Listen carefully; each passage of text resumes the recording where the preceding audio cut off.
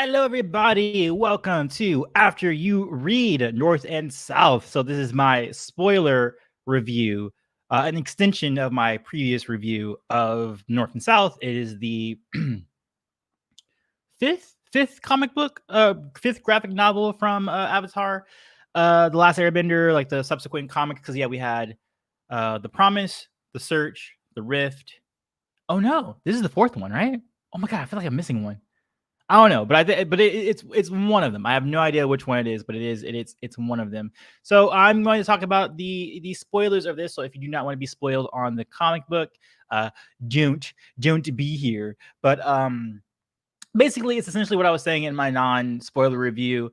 I think it's just an okay comic. I personally think it is skippable unless you are a diehard. You want to get all the information about Avatar, period, kind of a fan. Let me turn that off so we don't get interrupted by all that stuff in the end.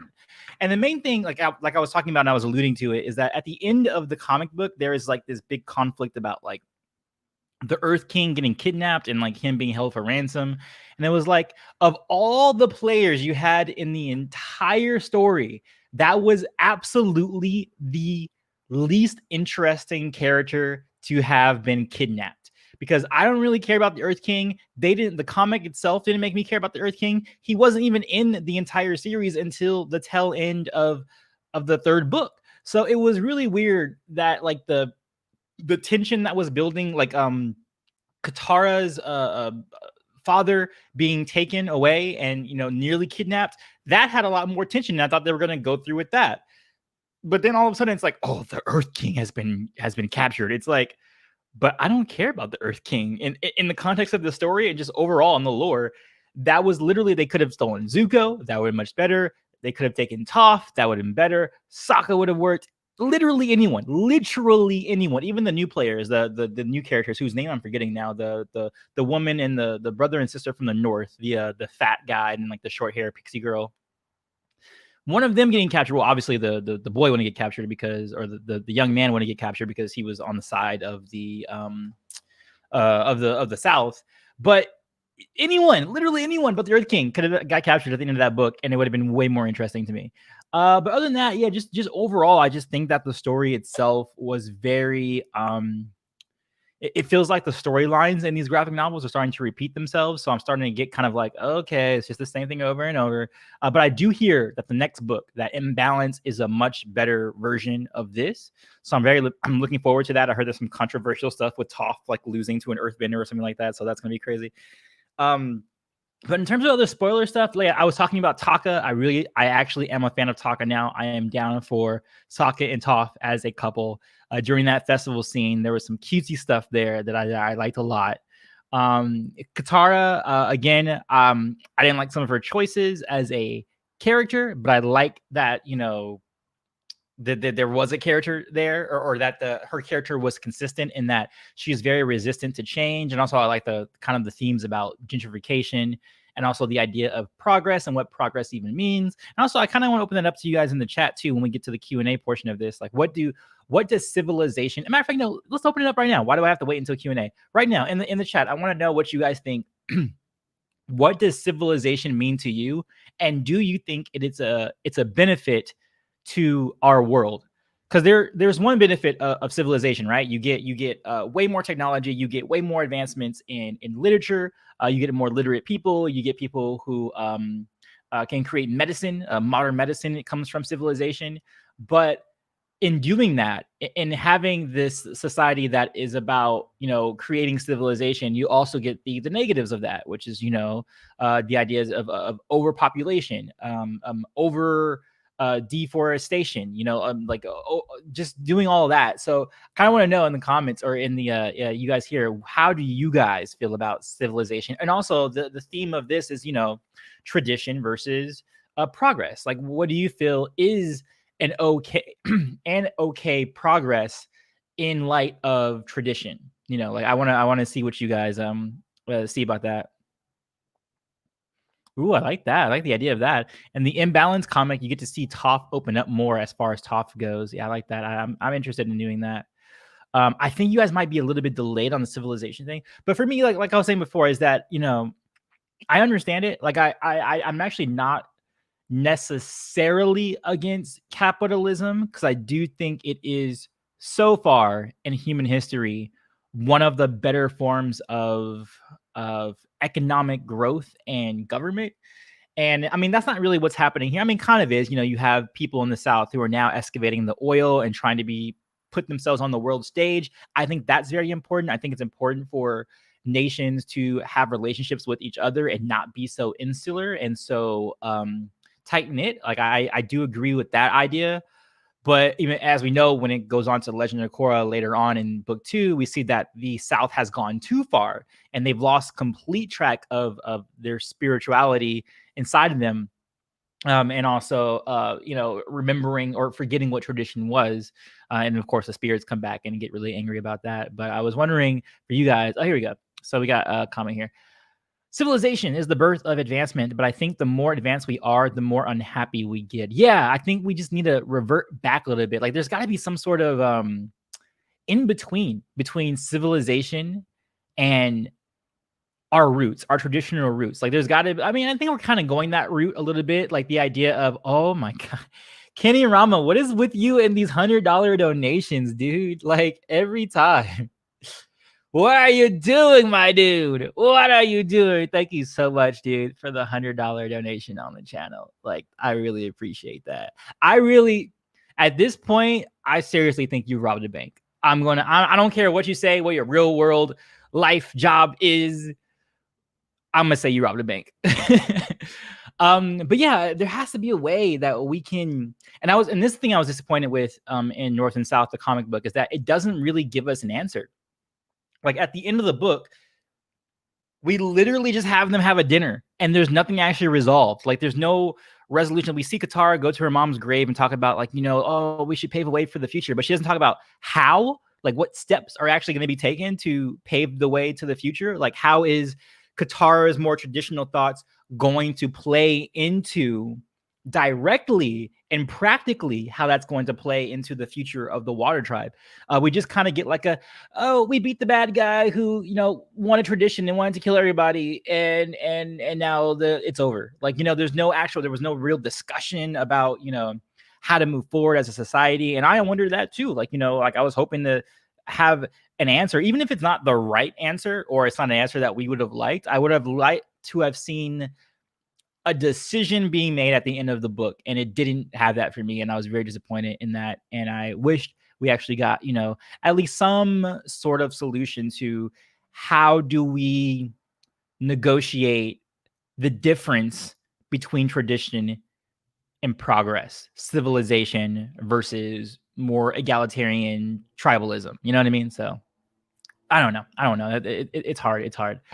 Here's another person says, it's not perfect, but maybe it's the best form of civilization we have right now. Yeah, I also agree with that. I think American and also kind of the world, because the world's kind of going this way too, but like capitalism feels like it's the best thing we've had so far. But again, no human society as of yet has been perfect.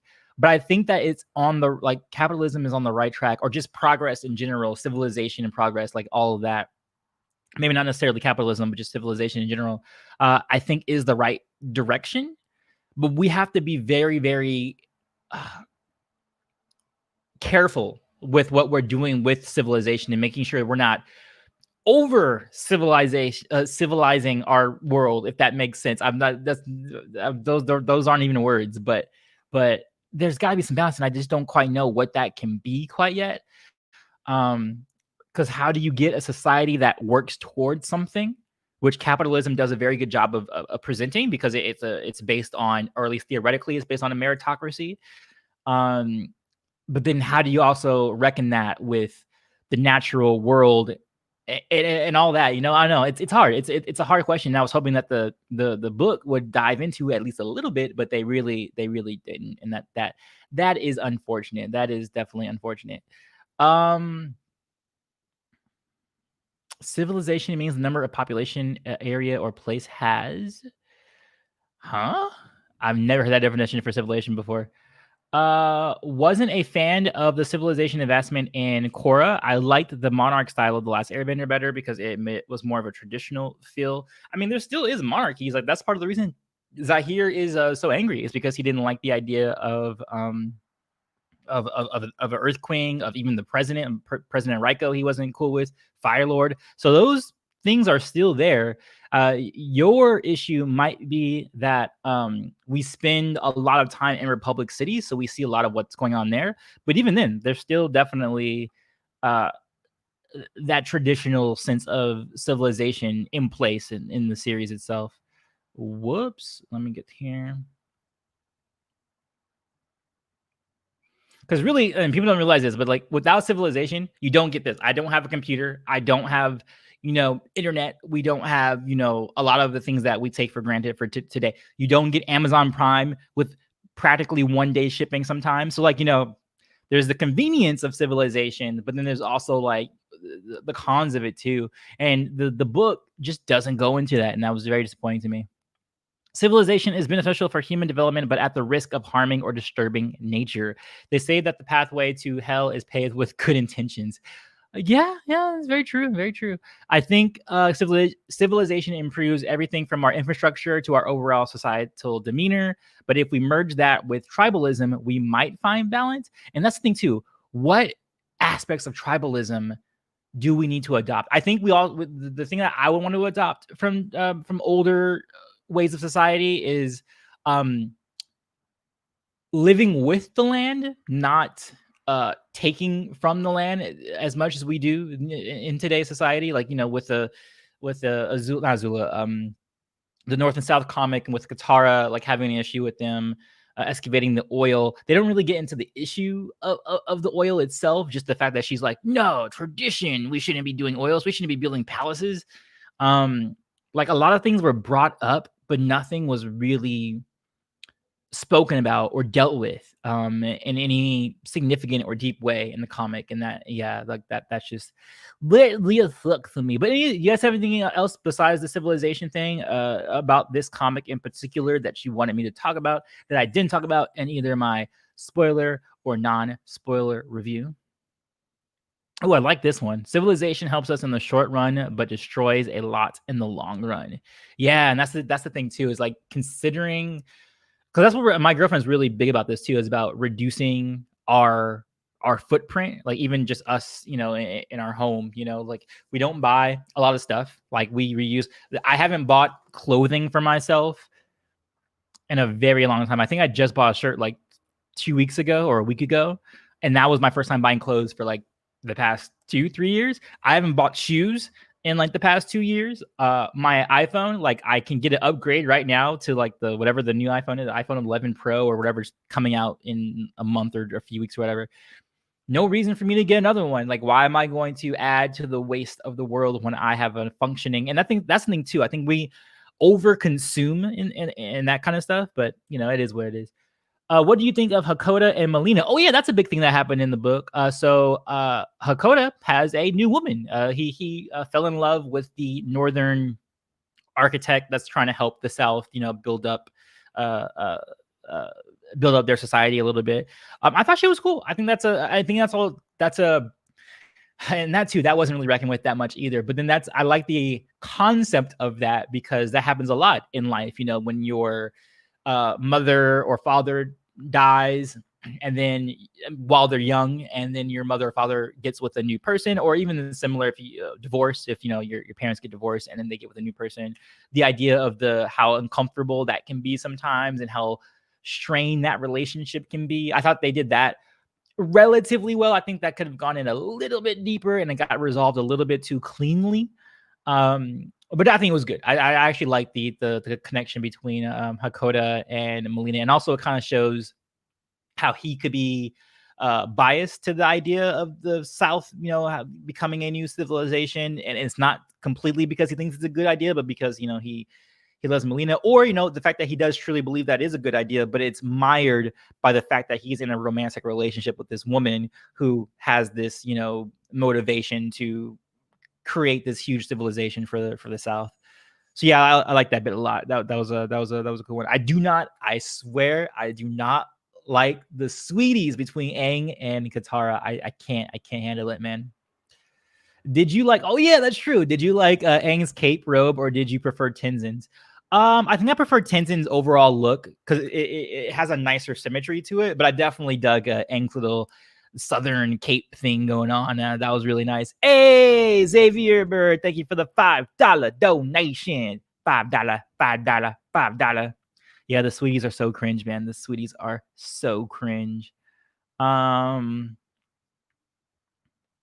see what this one is. It entirely possible that the comic left this open-ended so that the reader could draw their own conclusions? I don't feel that's the case because sometimes when you have those kinds of endings, it's very deliberate and it will be spoken by the characters in the work itself. It would, say like, well, let's figure out like an open-ended, let's figure out how we're going to progress.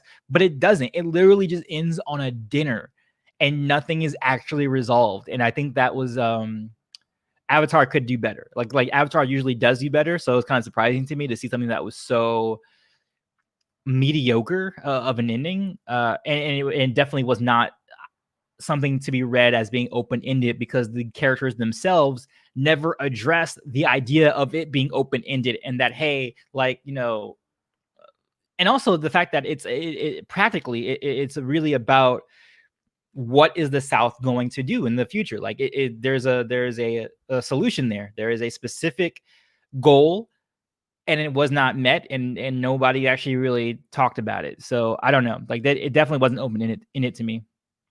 What are your thoughts on the future Avatar comics? I'm really looking forward to Imbalance because a lot of people keep telling me that Imbalance is really good. So I'm excited for that. Hopefully I'm not hyping it up too much, but the next comic looks pretty awesome. And also, I haven't read any of the core comics yet, so I'm interested to see what the core comics are like. Are you going to be reviewing the new upcoming comics? Yes, I am. I hope they explore more of the time after the 100-year war so we can see Team Avatar at its best and find out if Toph's second daughter is really Sokka. I would love to have a freaking series of adult Aang, comics would be cool too. Or what would be the best for me actually? I would, number one on my list would be a novel. Like if there was a novel about Team Avatar, like building up Republic City, that'd be my number one choice. Does anyone know anything about the Avatar after Korra? No, we do not know anything about the Avatar after Korra. The Fire Nation uses civilization really well by implementing the idea of zeppelins and factories as we've seen in the original. The Earth Kingdom somewhat has that, but retains their traditions. I don't really understand the Fire Nation thing though, because you're just saying that they're cool because they have airships and factories. But I mean, if you mean they're using civilization well as in they're progressing very quickly, sure.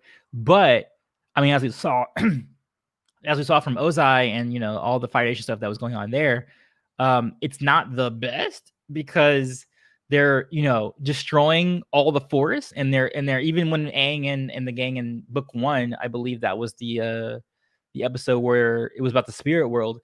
We saw that the forest got chopped down and the spirits were angry about that. So it's I don't know about that.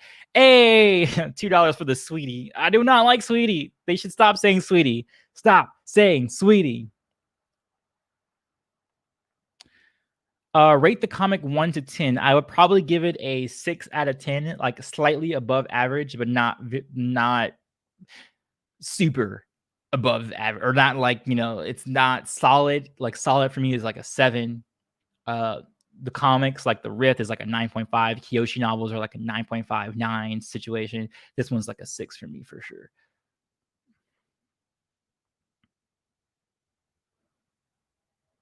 Sorry, I'm looking for other things in here for your Q&As. Does the comic change anything about the characters you love? Not really. They're actually very consistent with the voices of the characters. Like each character sounds like them, acts like the way they do. I don't see a lot of major difference in the comics than the TV show. Now that the comics are most likely showing Aang closest to his peak before adulthood, which is too speculative, what do you think who would win in a sparring match? Oh, I'm not doing verses right now. We're only talking about the comic book and specifically North and South right now. Favorite comic and which one do you think will be the best after you are done? I don't know yet because I haven't finished all the comics. Do you think they should bring back the Space Sword in the future comics? They should. And also, I mean, we do know that there is official art of Sokka having his Space Sword. So at some point between right now and adult Sokka, at Republic City, before he's a councilman, by the way, like before he's a councilman. So at some point, should be relatively soon, he should have his Space Sword back. All right, cool. So I think you guys are kind of all out with your questions on North and South specifically, because now your questions are kind of getting more open-ended. I'm going to end it here. This is going to be the end of this after you read. Yeah, like I said before, totally you should read it if you want to be a completionist for Avatar stuff. There's actually not a lot of lore stuff that gets built up unless you're really, really into the history of the South and how it progresses between Avatar: The Last Airbender and Legend of Korra. But other than that, I don't think it's really an essential read at all. It's very redundant. I think it's telling the same story that the Rift told, and the Rift did it better. But that is pretty much it. I'll see you guys on the next one. Peace, love, and remember, be water, my friends.